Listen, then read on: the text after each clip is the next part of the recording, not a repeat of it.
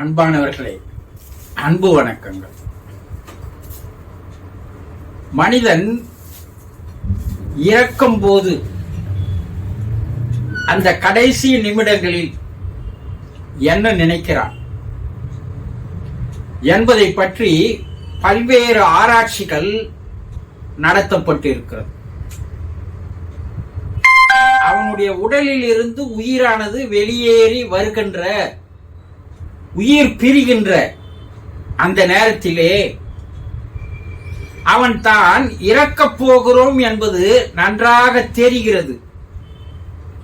அப்படி தெரியும் போது அந்த கடைசி வினாடிகளில் அவன் என்ன மாதிரி எண்ணங்களை எண்ணுகிறான், நினைக்கிறான் என்பதை பற்றி இன்றைய மருத்துவ உலகம், விஞ்ஞானிகள் பல்வேறு ஆய்வுகளை நடத்தி இருக்கிறார்கள். உடலை விட்டு உயிர் வெளியேறுகின்ற நேரம், அந்த நேரத்திலே ஒவ்வொரு மனிதனும் என்ன நினைக்கிறான்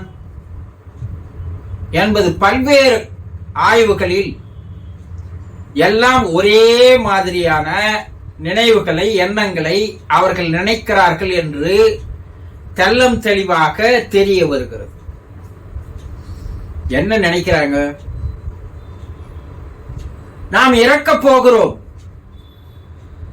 என்பது அவனுக்கு தெரிந்தவுடன் இறக்கக்கூடாது, நாம் இன்னும் சில நாட்கள் வாழ வேண்டும், அதனால் இறப்பு நம்மை விட்டு போய்விடுமா, நாம் உயிர் பிழைத்து விடுவோமா, நாம் இன்னும் பல ஆண்டுகள் வாழ்வோமா,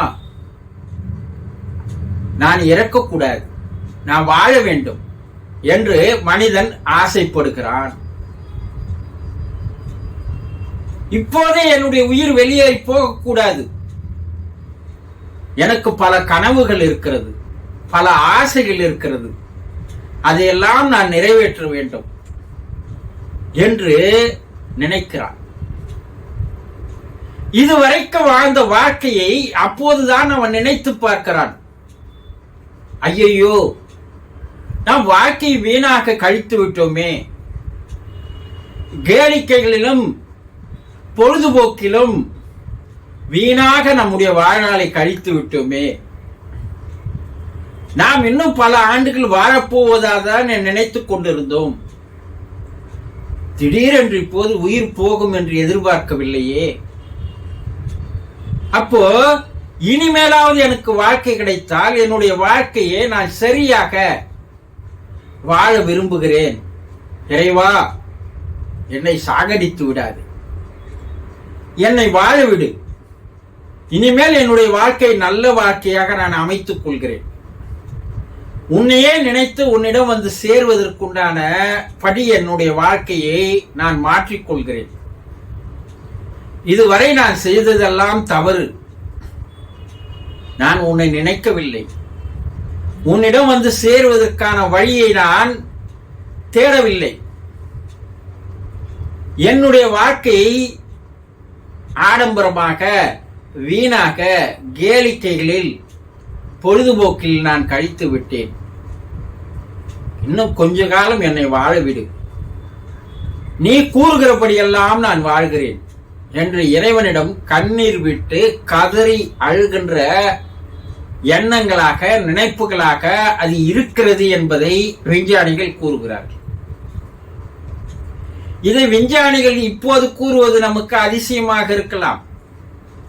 ஆனால் அக்காலத்திலேயே நம்முடைய முன்னோர்கள் கற்பனையாக ஒரு மனிதனுடைய உயிர் பிரிக்கின்ற அந்த கடைசி நிமிடங்களில் அவன் எதிரிலே ஒரு திரையானது தெரிகிறது, அந்த திரையிலே அவனுடைய வாழ்ந்த வாழ்க்கையை எல்லாம் அவன் ஓட விட்டு பார்க்கிறான், தான் செய்த தவறுகள் எல்லாம் நினைத்து இறைவனிடம் மன்னிப்பு கேட்கிறான், இதைதான் சித்திரகுப்தன் படம் ஓடுகிறது என்று நம்முடைய முன்னோர்கள் அக்காலங்களிலேயே தெளிவாக தெரிந்து கூறியிருக்கிறார்கள். நம் முன்னோர்களுடைய அறிவு கூர்மை, ஞானம் எத்தகையது என்பதை நினைத்து நாம் பெருமைப்பட வேண்டிய நிலையில் இருக்கிறோம். இன்று விஞ்ஞானம் கண்டுபிடித்திருப்பதை பல ஆயிரம் ஆண்டுகளுக்கு முன்னால் மெஞ்ஞானிகளாகிய நம்முடைய முன்னோர்கள் ஒரு மனிதனுடைய உடலிலிருந்து அந்த உயிர் பிரிந்து போகின்ற அந்த நேரத்தில் அவன் என்னென்ன நினைக்கிறான் என்பதையெல்லாம் அவன் கண் முன்னாடி திரைப்படங்களாக ஓட்டி பார்க்கிறான் என்று நம்முடைய முன்னோர்கள் தெளிவாக கூறியிருக்கிறார். ஒரு சிலர் விபத்துக்களில் அடிபட்டு கோமா ஸ்டேஜுக்கு செல்கிறார். அப்போ அவர்களுடைய மூளையில் எந்த மாதிரியான எண்ணங்கள் ஓடுகிறது என்பதையும் விஞ்ஞானிகள் கண்டுபிடித்திருக்கிறார்கள். இதே எண்ணங்கள், இதே நிகழ்வுகள் தான் அவர்களுடைய மூளையிலையும் எண்ணங்களாக, நினைவுகளாக வெளிவருகிறது என்பதை கண்டுபிடித்திருக்கிறார்கள். விபத்து நடந்தவுடன் தான் இறந்து போகிறோம் என்பதை அந்த மனிதன் முடிவு செய்து விடுகிறான். அப்போது அவன் என்ன நினைக்கிறான்? நான் இன்னும் சிறிது காலம் வாழ வேண்டும், இறைவா என்னை வாழவிடு, என்னை சாகடித்து விடாதே, நான் இதுவரை வாழ்ந்த வாழ்க்கை தவறானது, இனிமேல் எனக்கு வாழ்க்கை கொடு, நல்லது ஒரு வாழ்க்கையாக நான் வாழ்கிறேன் என்று கெஞ்சி கூத்தாடி கண்ணீர் விட்டு அழுகின்ற எண்ணங்கள், நினைவுகள் அவனுடைய மூளையில் இருந்து தெரிய வருகிறது என்பதை விஞ்ஞானிகள் கண்டுபிடித்திருக்கிறார்கள். ஒரு சிலர் இறந்து போகிறார்கள். இறந்து போனவுடன் மூச்சு நின்று விடுகிறது, இதய துடிப்பு நின்று விடுகிறது, நாடி துடிப்பு நின்று விடுகிறது, இரத்த ஓட்டம் நின்று விடுகிறது, வாயுக்களுடைய ஓட்டம் நின்று விடுகிறது. ஆனால் இவையெல்லாம் நின்றால் கூட மூளையினுடைய செயல்பாடுகள் நிற்பதற்கு சில நிமிடங்கள் பொறுத்தே அந்த மூளையினுடைய செயல்பாடுகள் நிற்கிறது என்று விஞ்ஞானிகள் கூறுகிறார்கள். உடலை விட்டு உயிர் வெளியேறிவிட்டது, இருந்தாலும் அந்த உடலில் மூளையினுடைய செயல்பாடுகள் தொடர்ந்து செயல்பட்டு கொண்டிருக்கின்றன. அப்போது அந்த மூளையினுடைய செயல்பாடுகளில் அவன் என்ன மாதிரி எண்ணுகிறான், என்ன நினைக்கிறான் என்பதை விஞ்ஞானிகள் கண்டுபிடித்திருக்கிறார்கள். அதுவும் என்னன்னா, இறைவனிடம் அவன் கெஞ்சி கேட்டு அழுவதுதான். என்னை சாகடித்து விடாதே, என்னை இறக்க செய்யாதே, மரணம் என்னை வந்து தழுவதற்கு இடம் கொடுக்காதே, என்னை வாழ விடு, நான் இன்னும் சிறிது காலம் வாழ வேண்டும், நான் செய்ய வேண்டிய கடமைகள் நிறைய இருக்கிறது, என்னுடைய கனவுகள் நிறைய இருக்கிறது, என்னுடைய ஆசைகள் இருக்கிறது, இவையெல்லாம் நான் நிறைவேற்றிக் கொள்வதற்காகவாது சிறிது காலம் என்னை வாழவிடு இறைவா, என்னை வாழவிடு என்று அந்த இறந்து போன மனிதனுடைய மூளையினுடைய செல்களில் பதிவாகின்ற எண்ண பதிவுகள் இதுவாக தான் இருக்கிறது என்பதை கண்டுபிடித்திருக்கிறார். இதையெல்லாம் நாம் சரியா தொகுத்து பார்த்தோமையானால், இறக்க போகின்ற மனிதன் இறந்து சில நிமிடங்களுக்கு அப்பால் மூளை செயல்பட்டு கொண்டிருக்கின்ற மனிதர்கள், விபத்தில் அடிபட்ட மனிதர்கள், இப்படி பல்வேறு வகையான மனிதர்களை எல்லாம் ஆராய்ச்சி செய்து பார்த்த விஞ்ஞானிகள் எல்லோரும் ஒரே மாதிரியாக தான் எண்ணுகிறார்கள், நினைக்கிறார்கள். இதிலிருந்து என்ன தெரிய வருகிறது? வாழும் பொழுது மனிதன் அவனுடைய வாழ்க்கையை சரியாக வாழ்வதில்லை. தரிக்கட்ட நிலையில், தாறுமாறாக, சிற்றின்பங்களில், கேளிக்கைகளில், பொழுதுபோக்குகளில், ஆடம்பரங்களில், ஆணவத்தில், அகங்காரத்தில் வாழ்கிறான்.